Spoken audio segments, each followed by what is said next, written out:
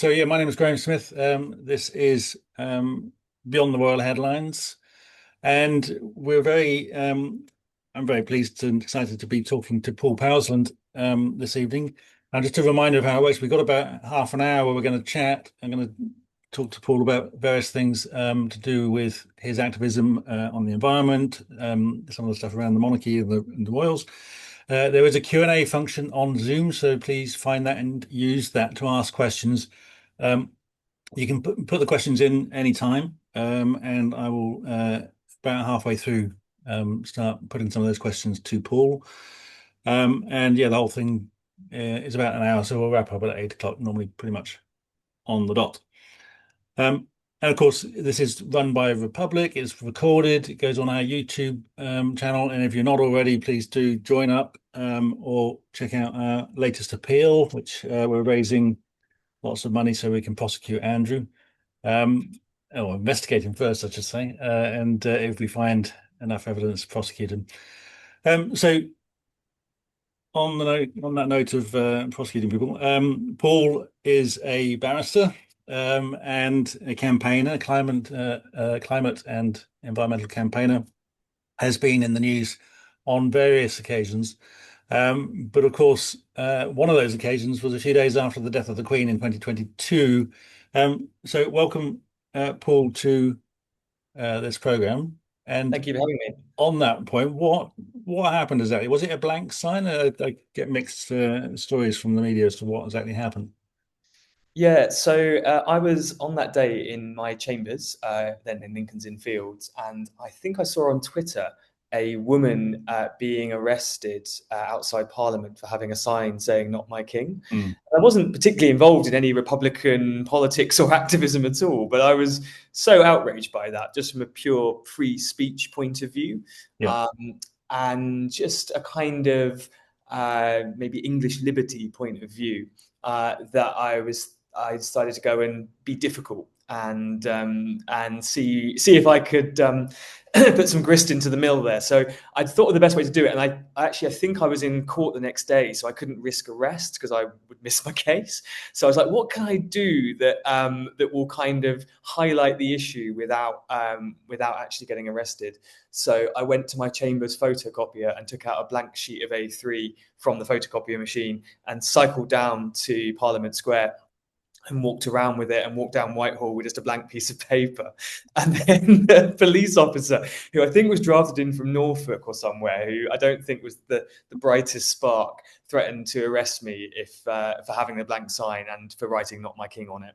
And that sort of went viral. And actually, it did the job, because what actually happened was it caused such a furore that actually the next day the police put out a statement saying they wouldn't arrest people for holding signs like saying "Not My King." And we had another protest outside Parliament where lots of people came and held up "Not My King" signs and didn't get arrested. And so it actually really worked, you know.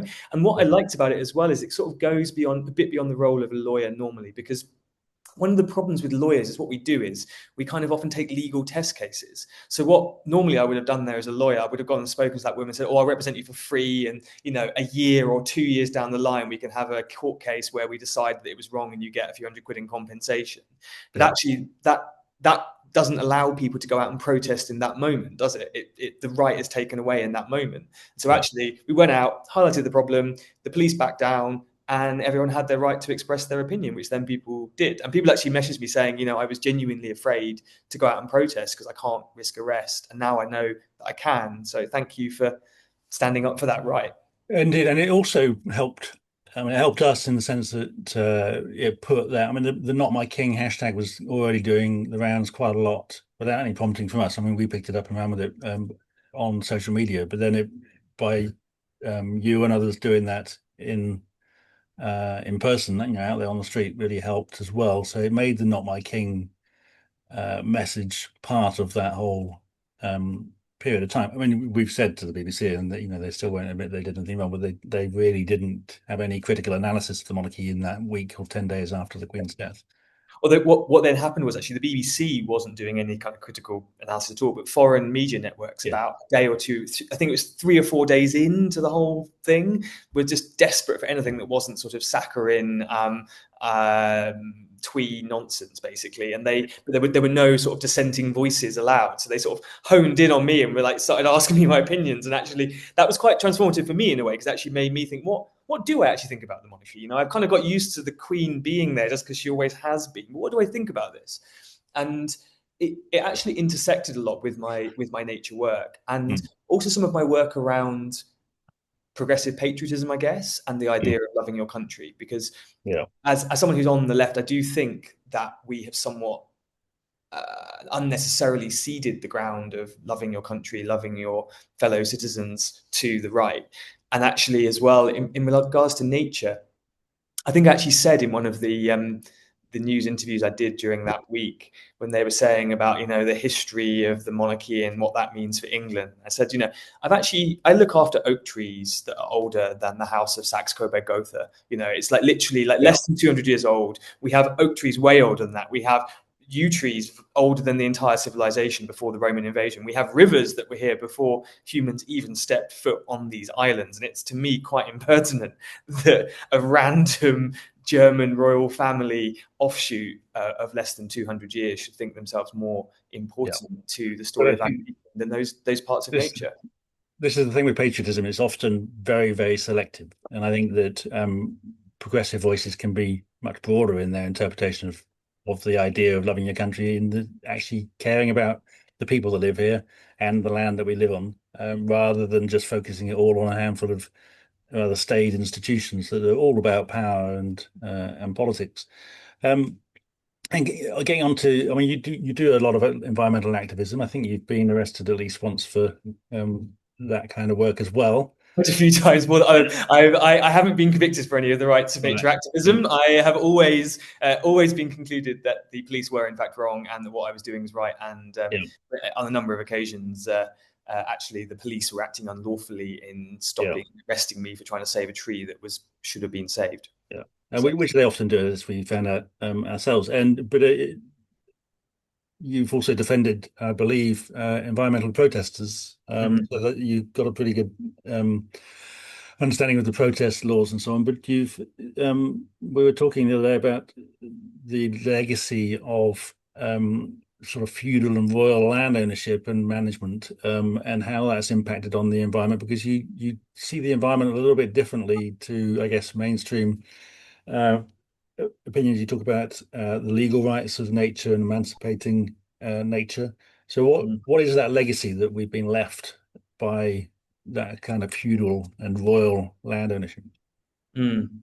I mean, the well-known story of William the Conqueror landing on England's shores was that as he got off the boat, he tripped and fell forward, and with his both hands on the shore. And to turn it around, what might have been seen as a bad omen, he said words to the effect of, "Look how easily I take the land of England in my hands." And he wasn't wrong. He wasn't wrong, because, of course, our entire, not just constitution, but our entire landowning system is effectively based on that feudalism, where William the Conqueror came and said, "I own all the land in England, and I'm going to what's called sub-infeudate." So you give it down to the next layer, a small band of followers who then put it down and down and down to the peasants. So land flows down to the tiniest peasant, and then money and war service and goods flow all the way back up. That's the sort of feudal pyramid. And obviously, we have largely abolished feudal land tenure, although not entirely. We'll probably go on to that later on.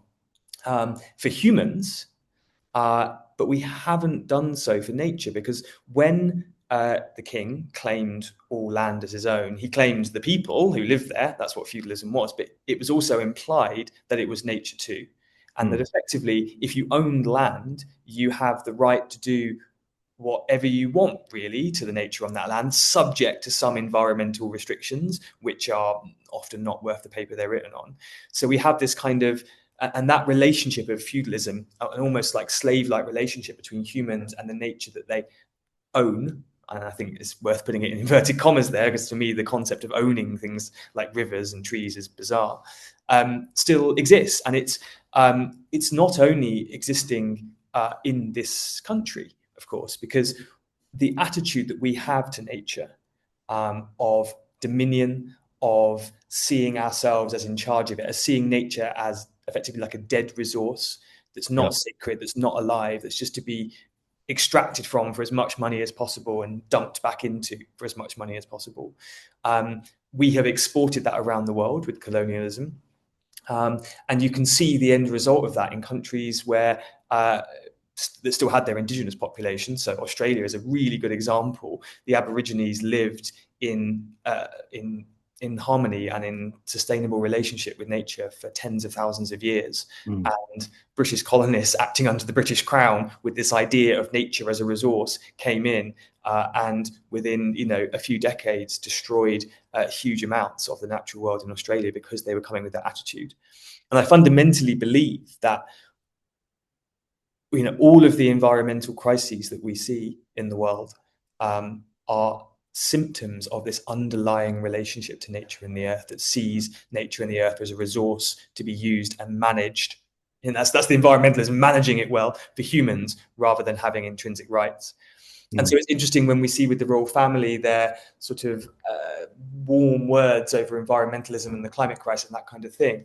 They haven't actually really done anything for this sort of going to that fundamental relationship of saying, actually, no, humans are not above nature. We don't have absolute dominion over it. Because, of course, it would probably, if you're claiming that you're in dominion over other humans, it's quite hard to then claim you don't have dominion over nature.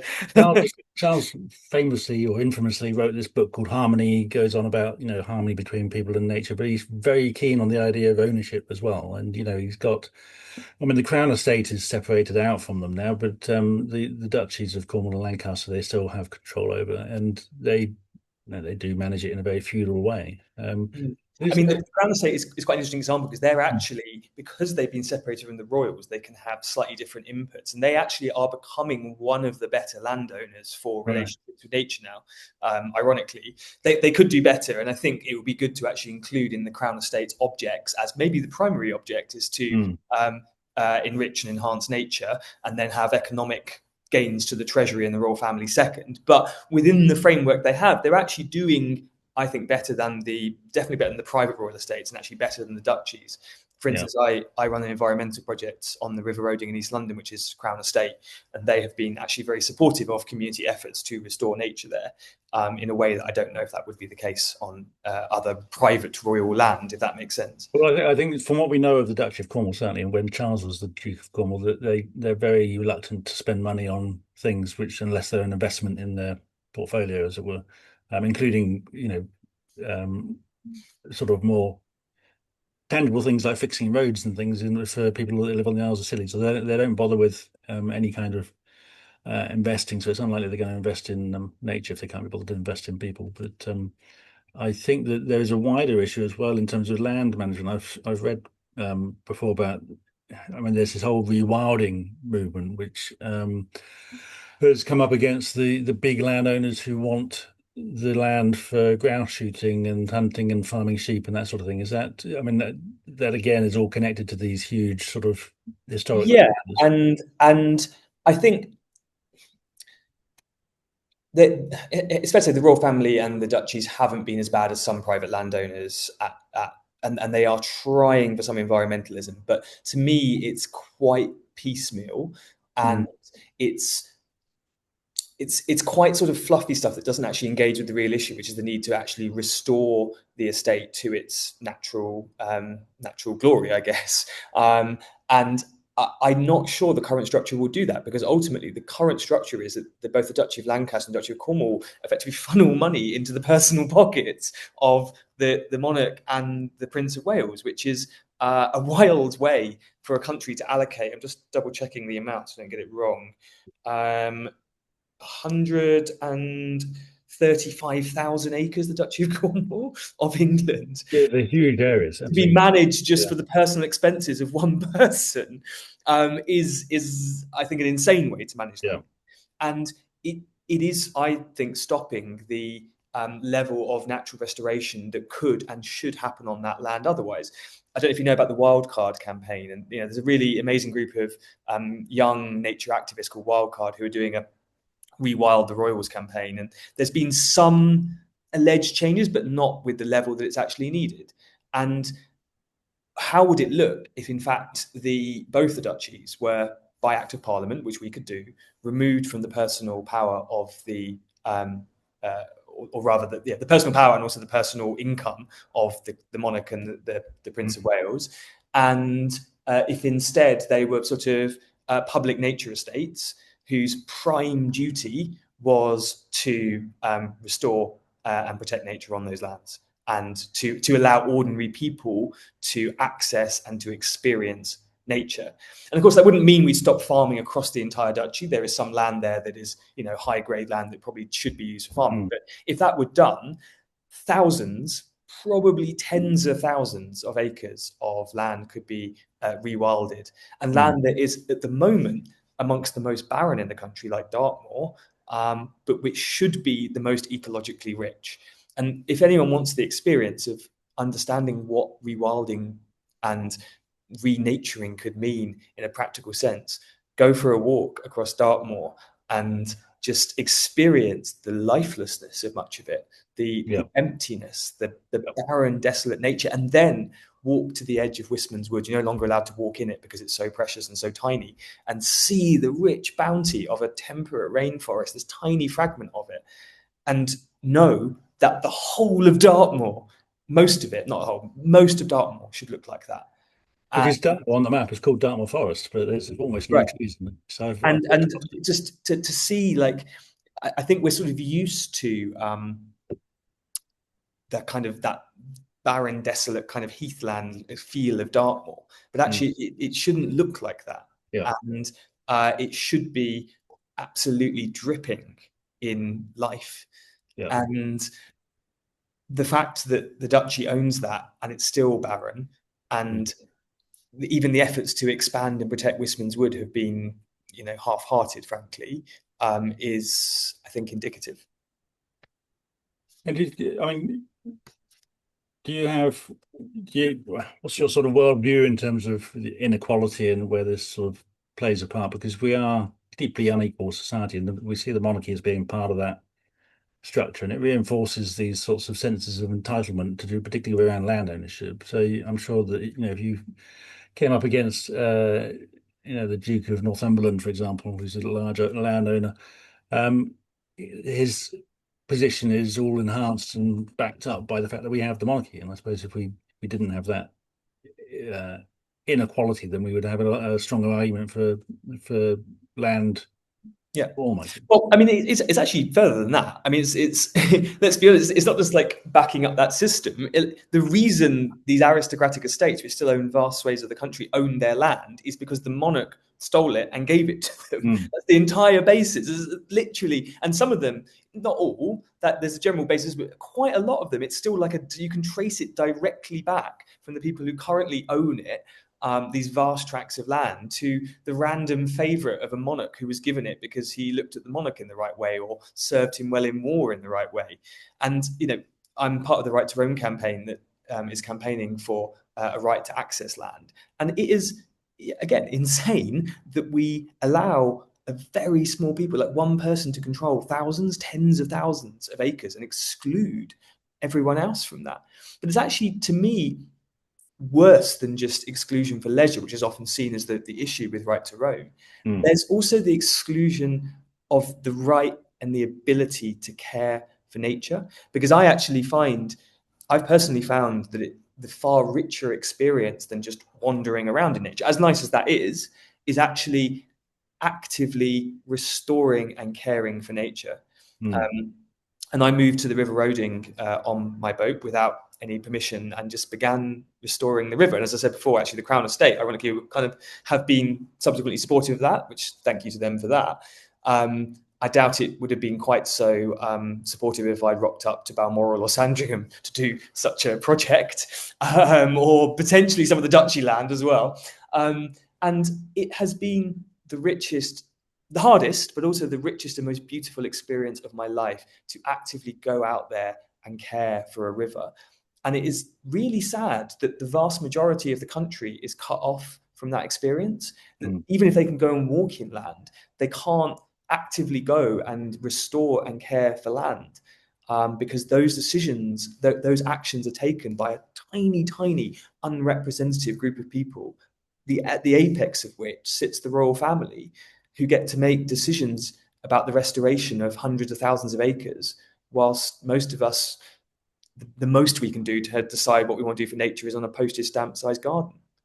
Sometimes get the impression there's a bit of a sort of I don't know whether hierarchy or inequality in the environmental movement. This is when we get people like Jonathan Porritt and others sort of getting behind Charles, and some of them have quite um, odd ideas of conservation, including William, who has argued in favour of uh, hunting in Africa. Not just British wildlife, but on the grounds that it can be some way of investing back. Equal opportunity hunting. Yes. Exactly, yeah, yeah, kill anything, but on the grounds of investing it back, creating a sort of an economic incentive for preservation. But I mean, I'm guessing you wouldn't see that as acceptable.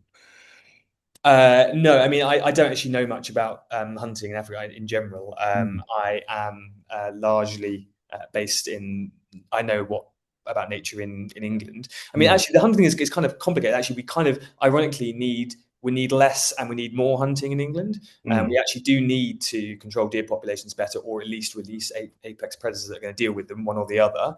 mm, But that's often used as an excuse to then say, driven grouse shooting and pheasant shooting and that kind of mm, thing. And I think the Royals still own a grouse moor up in Scotland, I believe, which is, incredibly ecologically destructive, managed for the benefit of one bird species, which, is destroying a lot of others, yeah. is not good management. But to be honest, in terms of like the impact on nature, I think it's the failure to properly restore and rewild their personal and the duchy estates that is their biggest failing and the biggest impact on nature.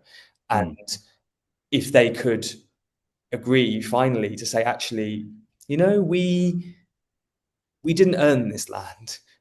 We were given it, and we're not even fully given it, because actually all we get is the profit. We are stewards, and actually we will be stewards for nature, and we will no longer take profit from this land. All profits get reinvested. We're rich enough. All profits will get reinvested back into nature restoration. And the mm, primary purpose of the duchies is no longer to fund our garden parties and expenses. The primary purpose of the duchy, for the money it does earn, is to manage that for nature and to restore nature as far as possible on those estates. And it wouldn't just restore those estates themselves, it would also act as a signal, right? The monarchy does have a lot of soft power. People will follow it.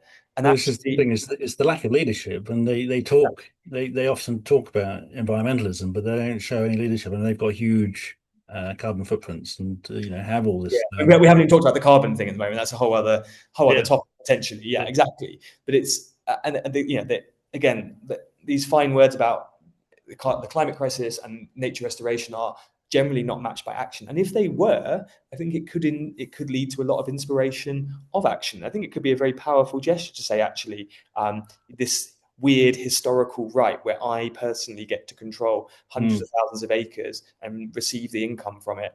I'm actually going to give that back, and not just give it back to other humans, give it back to the nature that mm, frankly was here first, was here long before humans came to these islands, was long before all of these systems here, long before William the Conqueror grabbed a handful of earth from these lands. Nature was here first, and mm. actually nature is prime. Actually, nature is more important than a head of state or a king or any human being in many ways. And what's the? I mean, obviously we talk about. I mean, we've talked about protest rights, and there's a whole thing about human rights, which people are quite familiar with. But you talk very specifically about a very particular idea about nature having rights. So a river, for example, having rights, which I think you've recently um, was it a river that you were recently arguing for its rights?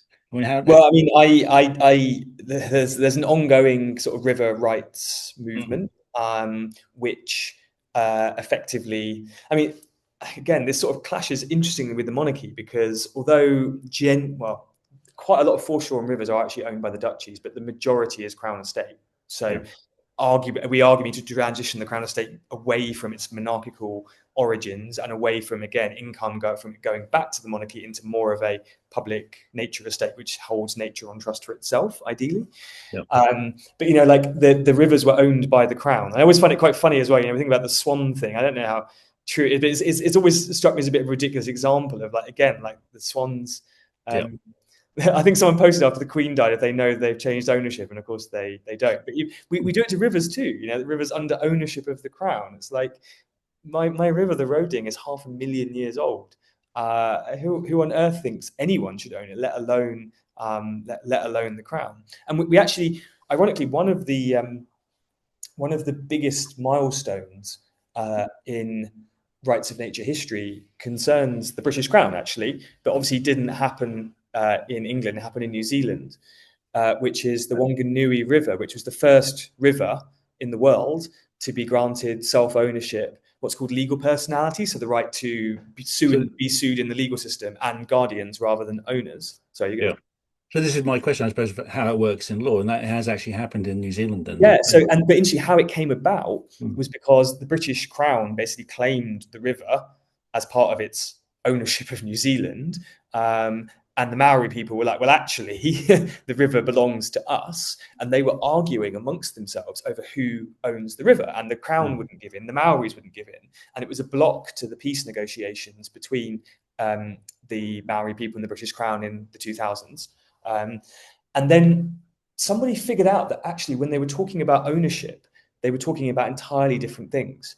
And the Maori concept of ownership is not like the British concept, where it's this kind of dominion that you own and control a river, which is to them is just stupid and crazy. You can't own a river in the sense that you can own a house or a table. It's ridiculous.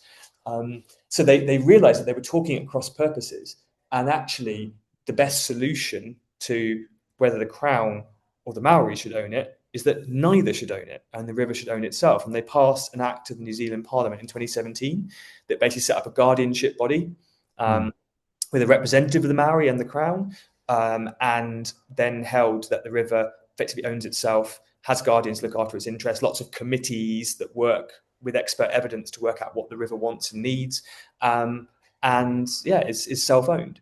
So that, ironically, that's a big milestone, and I regularly cite that as an idea that rights of nature isn't some crazy dream. It's literally in existence in New Zealand, a country very like Britain in its legal system, and we could tomorrow pass a Rights of the Thames Act that gives the same ownership structure to the Thames, that the Thames is self-owned.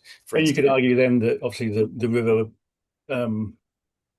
does not want to be polluted, and therefore it has a right not to be polluted. It's that kind of But well, the guardians would have to then take that to court and that's the substantive rights, which is slightly different. So you can have the sort of procedural and then the substantive rights. But yes, I mean, if the River Roding had a guardianship body, it could definitely sue Thames Water in the current law for sewage spills that are illegal, for instance.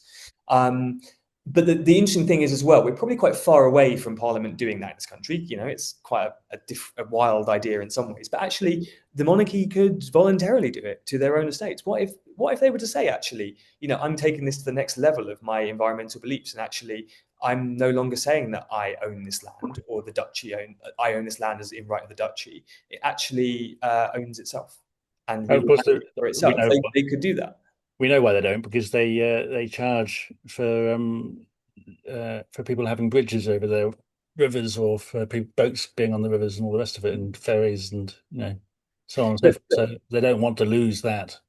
Yeah, but the other interesting part is, and this is, I think, a message of hope, is that anybody can decide they want to be a guardian of a river and go and do that. When I moved to the Roding 9 years ago on my boat, the river is owned by the Crown. I had no permission from any authority, any owner or anyone to move there and be a guardian of the river.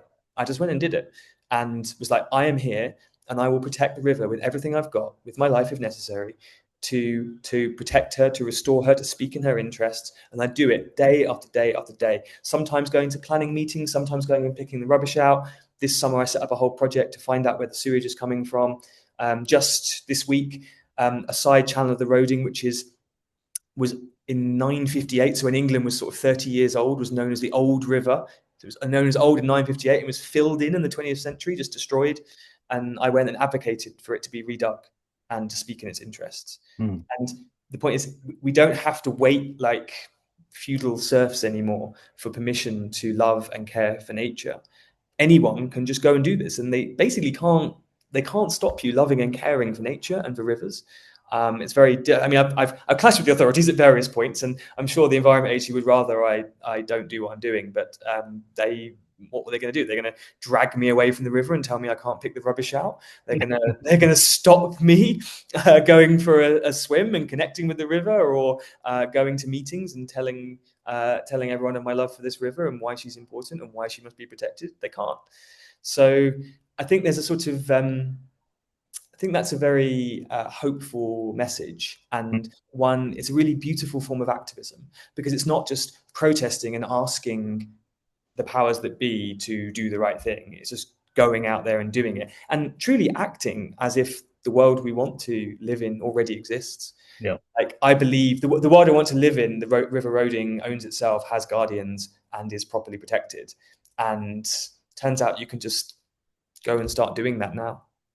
And I mean, how much wider is this sort of planned campaigning beyond yourself? I mean, are there people that are coming up against some of these big landed estates and finding it difficult to engage, or finding Yeah, definitely. Although, this is definitely spreading. The river rights movement, there's dozens of rivers, people sort of taking a river rights guardianship approach with different methods. None of them obviously official or legal, but they're just going and doing it. Mm.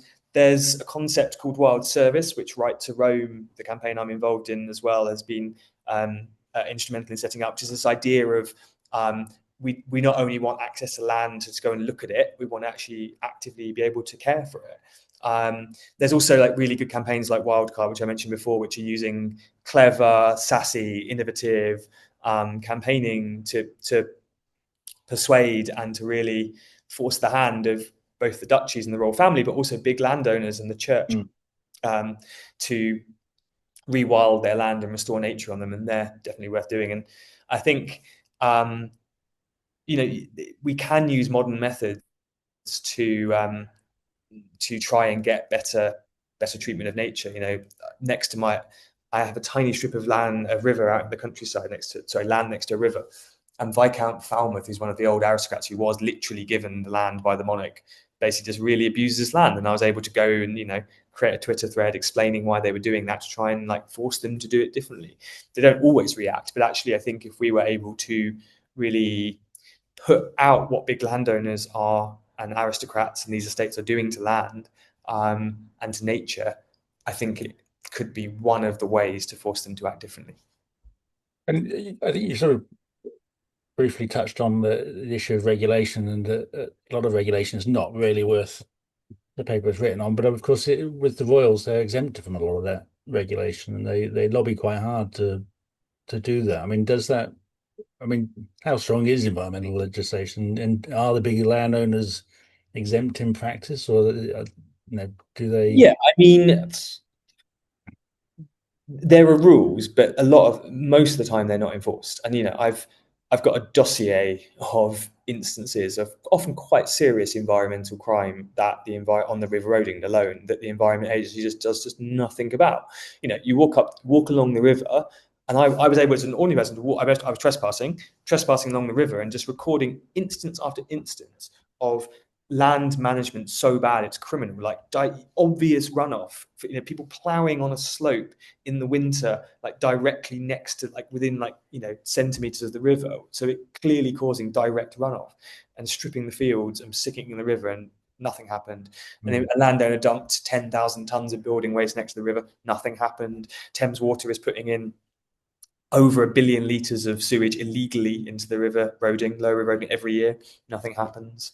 And that's just one river. This is happening all over the country, and to a large extent, a lot of landowners can just kind of do what they want. And Natural England, the Environment Agency, DEFRA, does not have the resources to begin to do anything about it.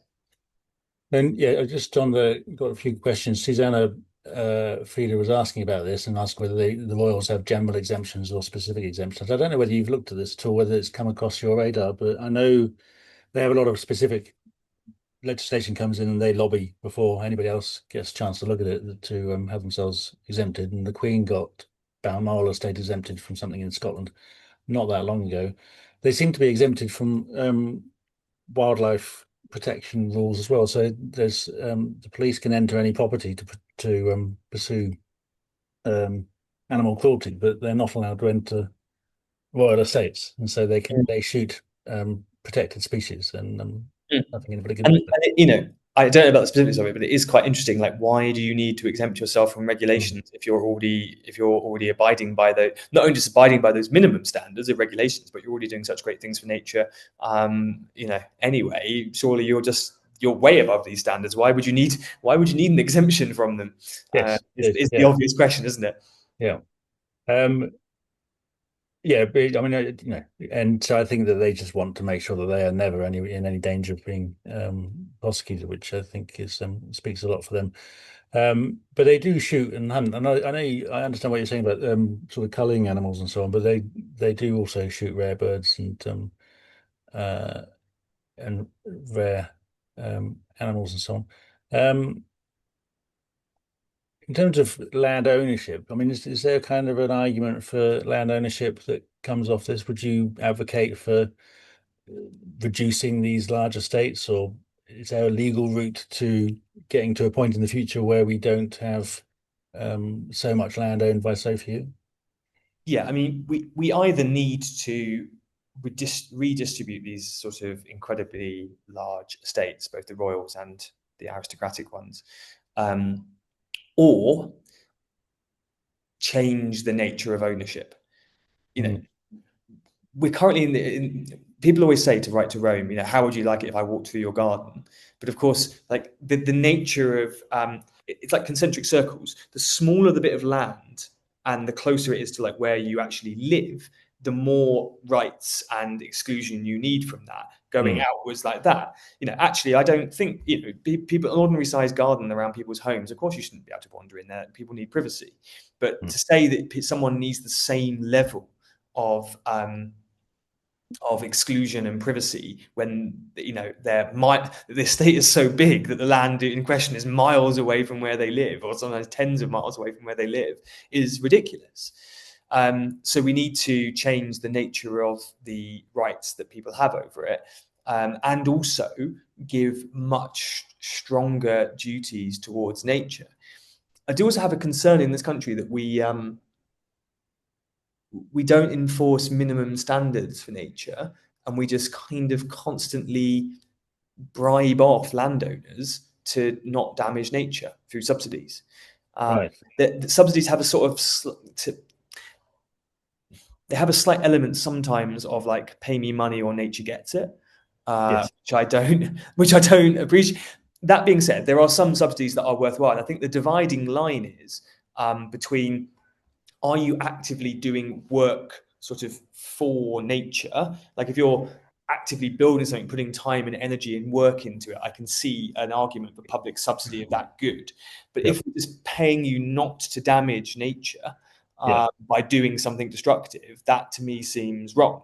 And in other circumstances, we don't pay people. We don't with planning, we don't pay people because they can't build a giant factory over a But forest. we don't pay people not to mug people, but Yeah, exactly. Yeah, I mean that's that's the extreme example. But even with land use, even yeah.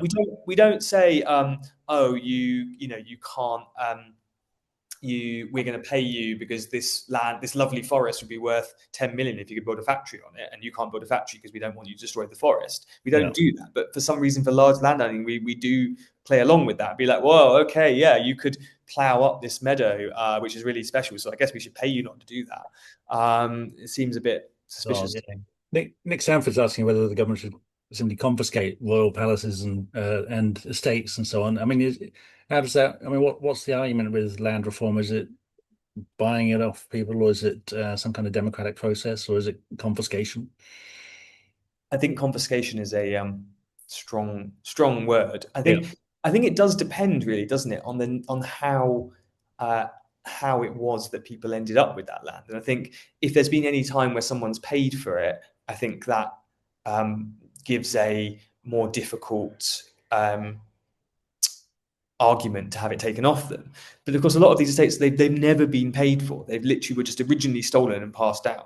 And the duchies is kind of similar. The duchies is clearly that isn't their personal property. They've never worked and paid for it. It's in any other country, when it's any other country without a monarchy, even some with a monarchy, to be honest, that would just be a public nature estate Mm, managed for the benefit of nature and the people of these islands. mm. And I think that should probably be the case. And obviously, there'd be some negotiation with that. But I do think if the royals refused to play ball, I think we'd be perfectly justified passing that to Parliament to say, actually, the duchies are not personal royal property. They are held on trust for nature and for people. Well, the Dutch certainly, and even though other states which they say they are private, I know that Sandringham was apparently bought because they could afford to buy it because we gave them a massive tax break. So we didn't buy it directly; we bought it indirectly. But Yeah, exactly. there's always these arguments. Um, I mean, do you? So Haley I Wilson's mean, asked. and Sorry, go on. this also goes for other organisations that have derived their title from the Crown as well. So, for instance, in London, the tidal Thames is owned by, like, in a very strict sense, by the Port of London Authority. They never paid for that. They were basically granted it back to Parliament, and it originally came from the Crown. And the Mm. Crown basically gave it to the Thames Conservators, who gave it to the Port of London Authority, which are based on the idea they run the entire river as if it's still the biggest port in the empire. Not even joking. Their motto is "Long live the Port of the Empire." Spoiler: Port of the Empire is long gone. Port of London Yeah. Authority, and now they're terrible. They don't liaise with they crack down any community group tries to do things on the Thames. They squash them, get rid of the project. They do very little nature restoration, and they don't really look after it for nature at all. And that again happened because all the rivers were owned by the Crown, and it's been sort of hived off to these weird organisations. How long ago was that set up? So the Thames was given from the Crown to the Thames Conservators in 1857, and then it went to the Port of London Authority in 1908.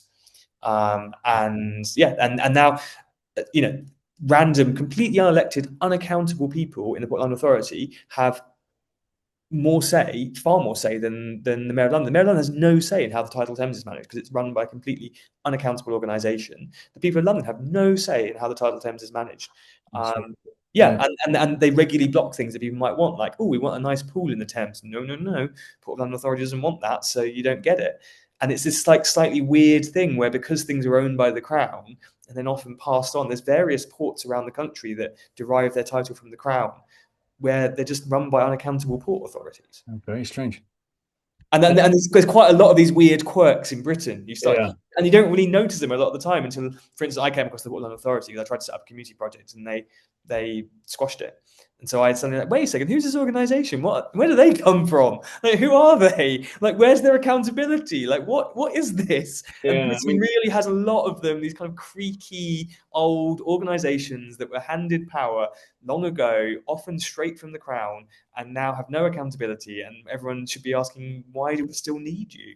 the city of London is a similar oddity. I mean, it's got some limited. It's got a very small electorate, but it's also the companies there, I believe, have some kind of vote as well. But have they ever are they ever getting involved in these sorts of river management issues as well, or I don't know where the river runs. Well, they don't know because they don't really own any bit of it. Mm. All the rivers in London, the city of London, are long buried underground. So Yeah, true. yeah, Yeah, they're kind of gone, really. But yeah, yeah. I mean, there's lots of these organisations that sort of, yeah, have taken their power originally from the fact that, again, the monarchy originally owned and controlled all land and all nature in England, and then it's like often hived off bits to random individuals and organisations, and so we don't actually get a say in how these parts of the intrinsic parts of England, our rivers and our coasts and vast tracts of our land, are managed, and whether they can be restored for nature.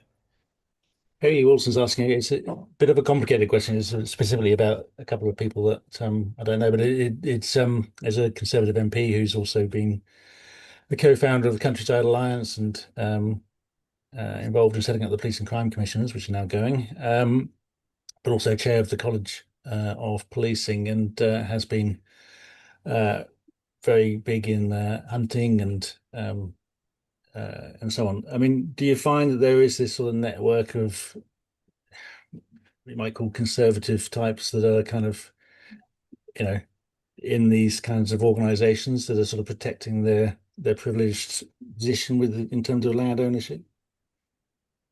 I don't know much about that, to be honest. Although, there was a really interesting uh, article by George Monbiot about like internal drainage boards. Again, things don't sound very sexy, Mm, but actually really important as to how nature and water, very precious things in our country are yeah. managed. And they're often like, old boys network stitch ups amongst landowners going onto these boards. And yeah, there's very little democratic accountability. And, I would I'd love an A to Z. I mean, that's a perfect book waiting to be written, like the A to Z of decrepit organisations Mm, that have huge power, very little accountability, and were given land and power long ago in our history, and which probably should no longer exist. And I think it would be, a few pages on each would be quite fascinating to learn all these things because I say only really come across them when I sort of stumble across it in my yeah. work, like with the Port of London Authority. I would never really know about them otherwise. Why would I? And yeah, I think it's an unusual and not great feature of Britain that so many organisations exist. Yeah. Just coming up towards the end of the hour, but, when you were saying that going back to the original sort of question about the protest, and one question I was going to ask you was also about protest rights as well. But when you said that you started getting media queries from foreign media, particularly, and you said you hadn't really stopped to think about it that much. I mean, where did you end up with that? Did you kind of um, were there any particular issues that you had with the monarchy that really made you think, okay, this is something which needs to go?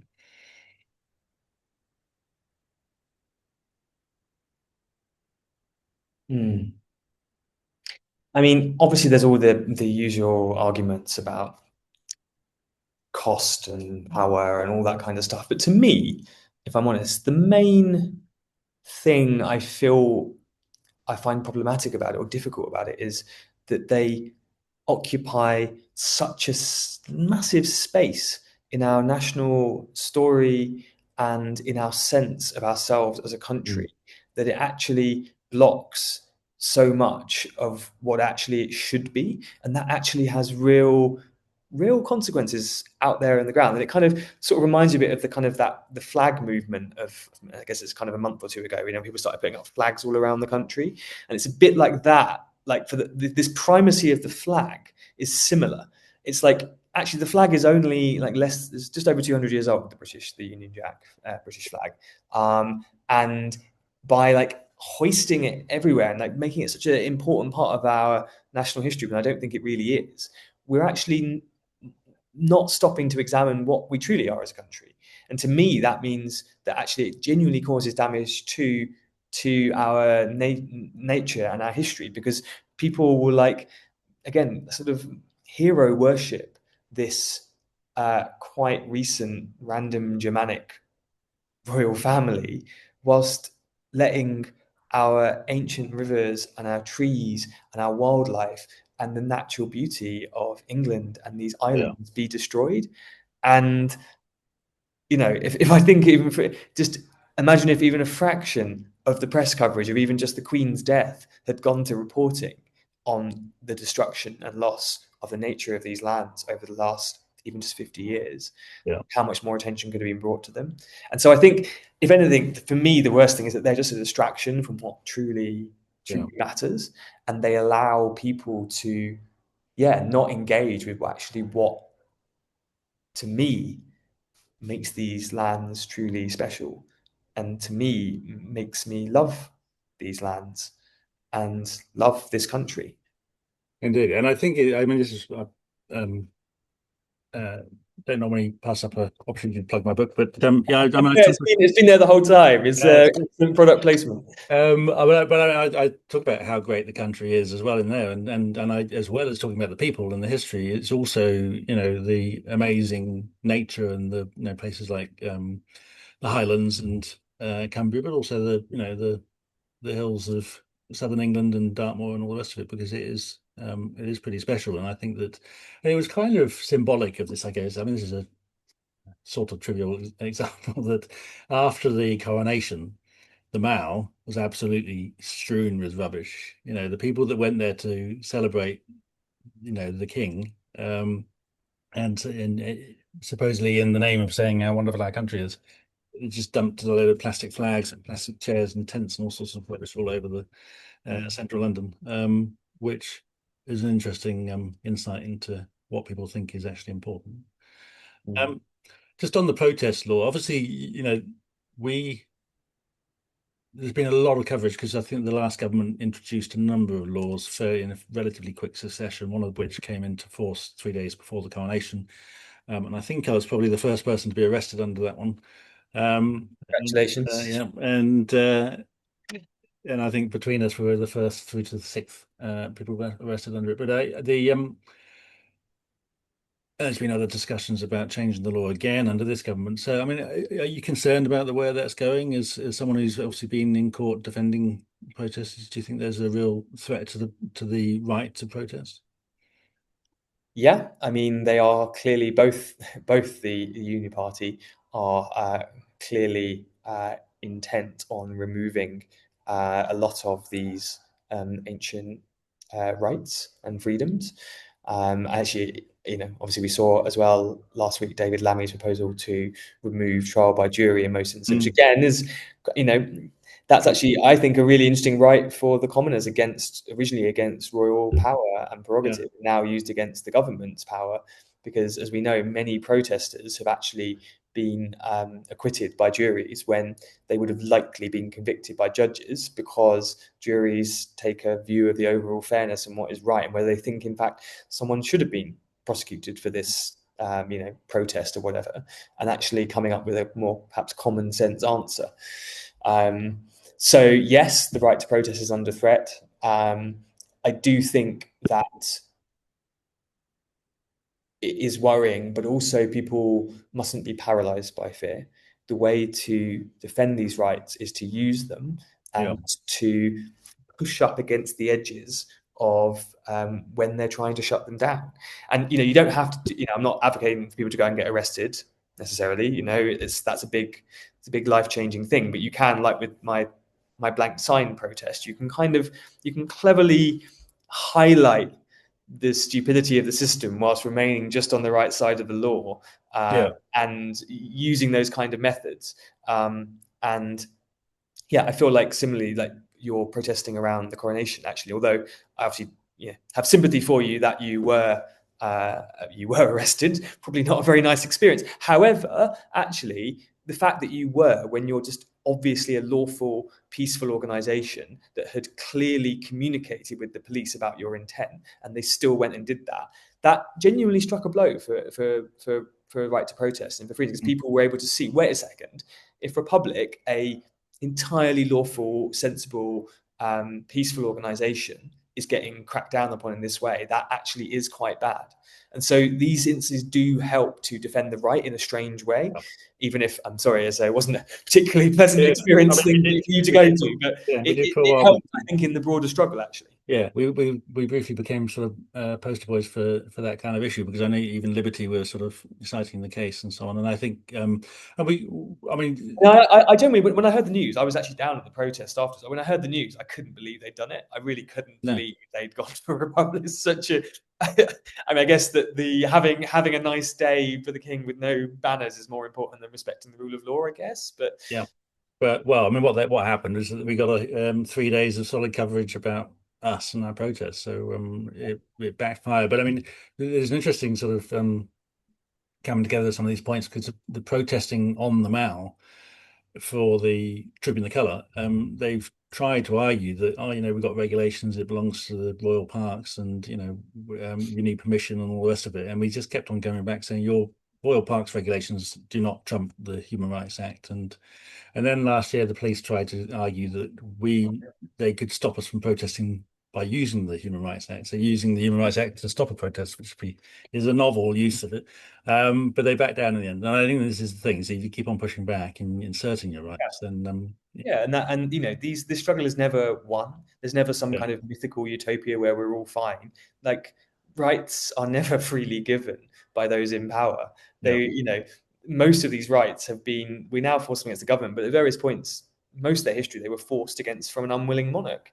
yeah. From Magna Carta to the Glorious Revolution, they never willingly gave these rights Yeah. necessarily. They had to be forced Well, out of their hands. it's quite funny that when I do debates, I mean, so many times I've heard from monarchists that the monarchy defends our rights and defends our liberties. And we were arrested in Charles's name on his big day, and he didn't say a word about it. But yeah, Yeah, I mean, again, and if he truly wanted to, he could genuinely have said, actually, obviously, I don't agree with these people. Mm. They're against me, but actually, no, they are British people who have a right to protest. That's in our law, and they should be left alone. And the fact he didn't do that is quite telling, isn't it? Indeed, absolutely. We know where his priorities lie. Look, thank you very much for coming on. It's been really interesting. A little bit different to our usual topics, but this is what we're trying to do, is connect to the issue to much wider issues, because we do think that getting rid of the crown is going to have a profound impact on a whole load of different issues, and I think the environmentalism is one of them. And you've got a really interesting take on all of that. So really appreciate your time. No, thank you for having me on and taking a bit of a punt on something different. Yeah, no problem at all. And thanks everyone else for watching. And obviously we couldn't get to all of your questions, but there will be another one of these next month, which is actually going to be an hour later, because we're going to be talking to uh, Jenny Hocking, who is in Australia. So she asked if we could bump it back an hour, so she didn't have to get up quite so early in the morning. And yeah, apart from that, thank you very much, everyone. And this will be on YouTube in the next day or two, and we'll see you next month. Thank you very much.